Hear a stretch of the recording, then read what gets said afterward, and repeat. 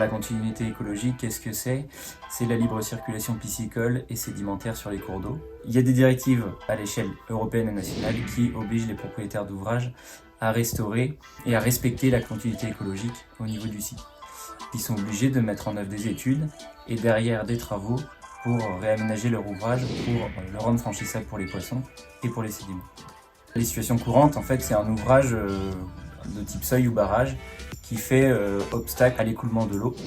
Par exemple, on peut avoir un ouvrage d'une hauteur de 1 mètre qui va bloquer totalement le passage des sédiments ou des poissons. Donc l'eau, elle passe, mais on a une chute de l'ordre de 1 mètre. Et ça, les poissons, hormis certaines espèces qui ont des capacités assez fortes de saut, comme le saumon ou la truite par exemple, qui peuvent franchir ces chutes-là, voilà, la majorité des espèces ne le peuvent pas. Alors aujourd'hui, la plupart des études sont découpées en 3 phases principalement. Une première phase d'état des lieux et diagnostic.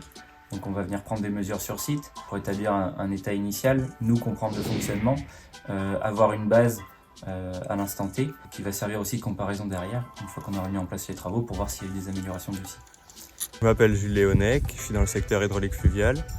Et aujourd'hui, je fais du terrain pour prendre des mesures des levées topographiques. C'est des levées qui consistent à faire des profils en travers sur des cours d'eau.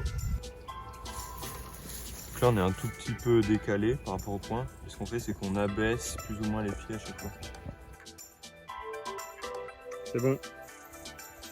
Observation enregistrée. Les relevés topographiques, dans le cadre des études de continuité, vont permettre d'avoir des données sur le cours d'eau pour nous en fait créer un modèle hydraulique. Le modèle hydraulique va nous permettre de simuler le fonctionnement du cours d'eau pour mieux le comprendre. S'ensuit une deuxième phase, on va proposer des solutions techniques d'aménagement qui sont étudiées à un stade ce qu'on appelle sommaire.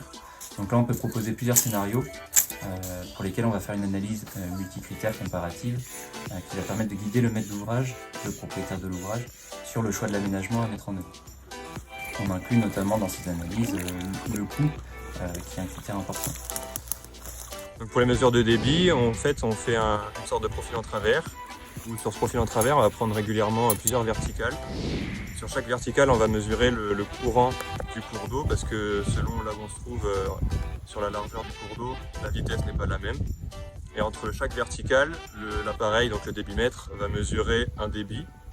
Et ce débit va être additionné au débit qu'on mesurera entre 2 verticales après, ainsi de suite. Et puis en additionnant tous ces débits-là, on aura le débit total du cours d'eau mesuré.